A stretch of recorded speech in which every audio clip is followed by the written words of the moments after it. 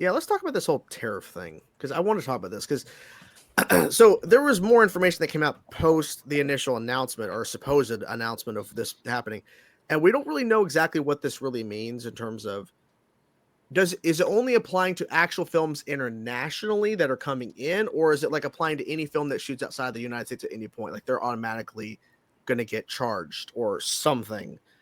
Does this affect the theaters? Does this affect streaming services? Like, how does this? I think it affects everything, honestly, if this goes through. In theory, it would. I think Mhm. so. Yeah. Because And I mean, he didn't specify. I believe it stated that any film produced outside of the United States that is brought into the United States would receive a 100% tariff on it. That would then, in turn, mean movies like Supergirl, Woman of Tomorrow, Avengers, Doomsday, basically any Hollywood production, whether regardless of whether the company is based in the US or not, if they have a produced film made outside of United States soil, that would in turn then relegate them to receive a 100% increase tariff on the film being made, which then would drive up theater prices, ticket prices, you name it. This isn't going to help anyone. Donald Trump is a fucking idiot if he thinks it's going to help anything and drive movie businesses back to the United States. It's not. It's just going to make things fucking worse. But then again, we're talking about a guy who bankrupts 6 fucking casinos, a bunch of other businesses. Bottom line is Donald Trump has absolutely no fucking clue how tariffs work. Number one. Number two, this is going to hurt the industry more than it is going to help it. So he has no idea how the movie industry works either, because American companies have been making movies outside of the United States, God, forever. Years. Literally years. I dare to ask this question too. What does he think it's going to change? Yeah. Well, there was something that was brought by a couple people that there is like a 30-40% drop in productions in the United States because of how expensive it is to shoot here in a lot of areas. Like, I guess like back in like the 60s, 70s, if you wanted to shoot a film in LA or shoot somewhere in California, it was like $4 million to shoot. You can't, there's no way you can pull that off now. Like just the amount of money it takes, even with, tax breaks and all that stuff, it's not feasible. So he wants to rejuvenate more shooting here. And I think there's a way we could do that, but to penalize studios and production companies to shoot even outside the United States for like one day shouldn't be penalized because they're shooting off of location somewhere in, Ireland or something, or who knows, right? I don't understand the incentive, because what it's going to mean is that you're going to have less things being made. You're going to have more stuff. It's going to cost more money to be shooting here, which will then turn, obviously, like Phil said, ticket prices increase. That means the sale of these films digitally and physically will go up as well. And streaming services, they have to then start paying more money because those films cost more. So the cost of getting them on streaming is going to cost more. So if Netflix starts getting films that are not produced by them, they're going to be charged probably as well because they were charged for producing that film and got more money, And then that means streaming price is going to go up too. So everything is going to rise if this goes through.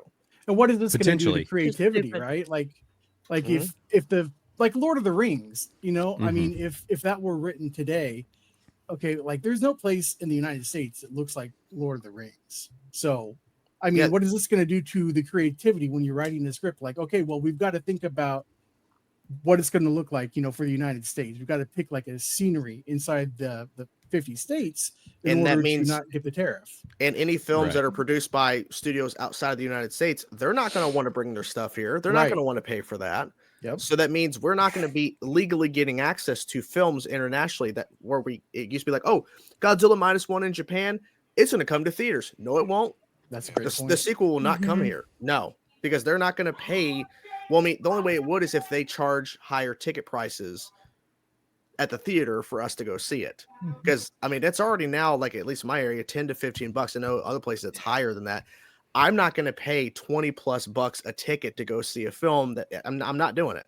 Yeah. I'm not. Oh yeah. For the Thunderbolts, I literally went yesterday and I went on Discount Ticket Tuesday, which was already $17 for the IMAX. And I got $8 off. It was $25 for a ticket. I'm like, it's just 17 is a discount. Apparently. That's crazy. Yeah. Next look at yes. Mhm. Jesus. And it wasn't even Christ. 3D or nothing. It was just Wow. the IMAX version. So Right. Now, it's granted, just I mean, we disaster. have seen that these studios have more money than God to spend, and there's been a lot of flagrant spending. This is not to excuse the whole tariff situation, what this is probably going to cause, because it's probably going to be a shit show, and nothing's really been specified either. That's the other thing. It's like we don't really know what the plan is. They didn't even give any real description or like say what the game plan is, because like you said, on things that have to film outside of the country for practical reasons for the film, as far as even things like on location shooting, whatever, like it doesn't make sense where it's like, okay, are you just going to put boundaries on, let's say, okay, well, look, you need on-site filming to have a certain landscape, right? Well, 50% of the film can be filmed outside of the country or whatever, because it does make sense. We've had a lot of these, if you talk to people inside the industry, like for catering and all these services in these locations where there used to be a lot of filming, it's all left. Disney has completely pulled out of US pretty much, and a lot of these studios have, right? So a lot of these catering companies, a lot of these smaller industry places within these states don't have work anymore, and they're struggling, right? So it does make sense to want to keep these businesses alive over here, but there would have to be massive tax exemptions and other things where it's like, I live in North Carolina, all filming pulled out here because they pulled all our tax shit. So nothing happens here anymore. Like, and that's happened in a bunch of states. If they were to do something where they hyper incentivize that, because we know that the government's got more money than God and they're throwing money around, then that's a whole other discussion, right? But like also for this needed on-site spending and stuff, it doesn't explain that, because there still is no, they didn't expand on it at all. And the thing is we know that he is a king of just fishing just to see what people will do, and then doesn't end up doing shit. So there's a good chance that this was just a reactionary, let's see what Hollywood does if I say I'm going to do this, and then they don't, right? Yeah, it's possible. And But Wilmington here in North Carolina, it used to be one of the hot spots for that thing. Now Mm-hmm. like at the same level as somewhere like New York or LA, or even, now what Atlanta is. But Right. it used to be a hot spot for that, like 10, 11 years back. You look at it now, it's, even though there's people trying, but it's a dead zone. yeah. And I think the thing is too, like, if you're going to make an announcement of something you want to do, the White House came out the next day stating, well, the stuff was being said, and we're trying to see how we could implement this. So like, they didn't know that this was going to happen. So they're trying to like, say, well, we don't know, but we're going to try to see Concepts of a plan. Yeah. So if it's a thing to where we're trying to get business back in the United States to shoot here, and like you were saying, Blaine, like these catering companies, all these companies that now are affected because they're gone. If there's a way to bring them back in a sense to do more production here, that's a win for the economy here. But to penalize any studio that has to physically go outside is going to damage any potential thing. It's just ridiculous. And is there a balance? Like, is it to where, like you said, if there's a certain percentage of your shooting outside the United States, you're not going to get, but then they're going to have to think logistically, okay, well, that means we can't do as much as we want to do, and we have to rewrite the script. Creativity is being hurt. Right. Or are you going to kill, for example, all of anime? Like, all of a sudden we don't get anime here anymore because it's just too expensive for them to bring it here? Yeah. Like, that's absurd. Yeah, what were you gonna say, Katie? I like how I was just saying, I like how Sean put it, where he was saying it's like gonna hinder the creativity, obviously, of like, either it's gonna end up being, oh, we can't write in this type of location because we can't go there physically, or it's gonna be, oh, we can do it through CGI or some that, and that's just gonna be a whole nother disaster with more money, making it look realistic. And like, that's just gonna be a whole nother issue. So shooting with the volume. Yeah. Not to dive too deep into other things, but like California, I live in California. We're among a couple states that have hit the current administration with a couple different, lawsuits regarding other tariffs. What really chaps my ass about this is like when Trump announced that he was going to do this, Newsom was like, hey, why don't we partner together for a $7.5 billion federal film tax credit for Hollywood? It's just like, what the fuck are you doing, dude? No, this is so frustrating because like of everything we literally just discussed about taking away creativity and freedom, upping the prices of theaters, movie chains, and tickets, et cetera, and you're just like, oh yeah, I'm mad that you're going to, tax the shit out of hardworking Americans everywhere else. But when it comes to the film industry, yeah, let's work together and get a tax break and back in Hollywood. It's like, you fucking idiot. You can't cherry pick that shit. Oh, dude, tell me about it. This is one of the most frustrating things about living in California. Is like, Yeah, Oh I my want to read God. just the first part because then he gets into something more specific. But I want to become a filmmaker. Stuff like this can ruin chances for me to film. Yeah, exactly. Like if you're someone who Yep. wants to get into this business, if this goes through, this is going to affect potential people down the road that want to get into this business because can you actually will a studio even take a chance on a new director now? Like, well, with the amount of money we have to pay now because because do we shoot overseas and deal with the tariff or do we shoot here and it costs more money? Like cost effective wise, what's going to make more sense? Do we this doesn't make sense to me. None of Also, it. like, what does this do to the indie circuit? Like, It's dead. It's dead. It's gonna kill it. Yeah, it's dead. Yeah, he's literally cutting any production that is at a because like you can't shoot like a small budget film anymore. Like you just can't like location wise unless you have like a lot of good friends that let you to do shit for free. Which so is that's not all a of your thing. up and coming filmmakers right there. Like he's cutting the legs off of all of them. Unless he does something like where the whole point of this is to just hit, and I'm not saying this is the plan, obviously none of us know, but like if it was to hit the big studios, if this is primarily to get your Disneys and your whoever's to just stop keeping everything up, because like I said, like Disney's almost 100% pulled out of the States outside of some stuff in Atlanta. Like if it's to hit the big studios that we know have more money than God and are wasting it anyways, where we see these flagrant budgets on things like The Acolyte and other things where the budgets don't match up with the production, right? Where it's like clearly they're fine wasting money. So the thing is it's like if it's relegated to certain size productions, that could also be something totally different. We don't know if that's probably not going to be the case. That's the problem. We don't know the answer to any of this because it was just all thrown out there. And then there was no like real answer or solution or concrete, like, here's a bullet point of what I mean. And so that's caused a whole frenzy of what are we doing here? And I guess we're going to have to sit around and wait because who knows? Because it could change, because it could come out tomorrow. Here's what we mean by all this. And then a week later, actually, this is what we mean. I think it's a bargaining chip. I think it's just to kind of see, hey, if I push for this, will this actually make a difference? Will we start seeing studios actually start shooting here again? So have his czars said anything? Like Stallone, Gibson, I don't think so. And John Voight? I don't think so, no. John Voight did an interview recently, like today, I think, or something, or yesterday. Yeah, it was very reminiscent of Old Man Yells at Clouds. Yeah, that was yesterday.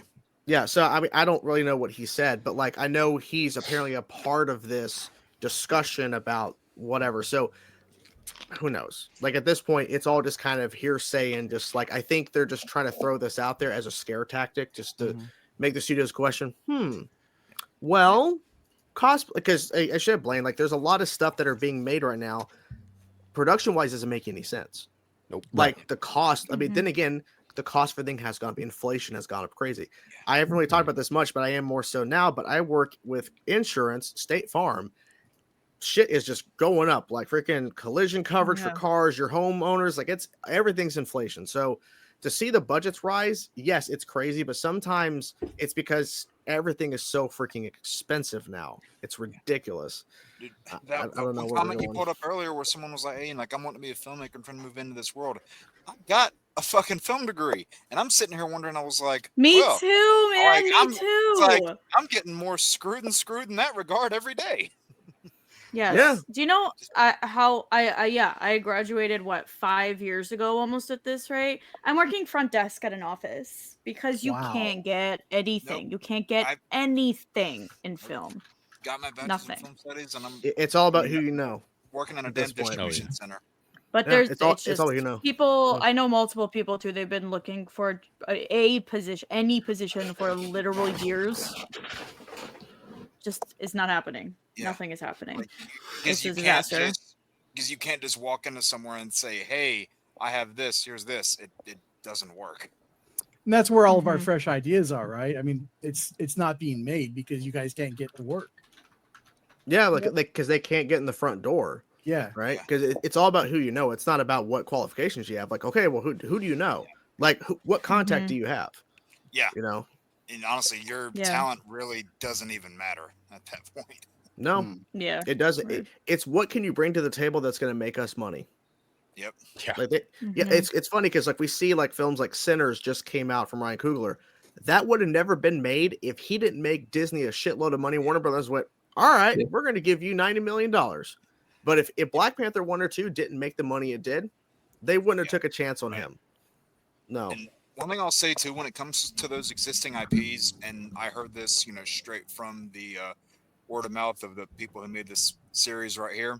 They said that whenever you have people who are trying to be, like new writers for a type of series, more often than not, like 9.5 times out of 10, people will want to see what you can do with existing IPs first, because those IPs already have trust in audiences and they want to see what you can add to them.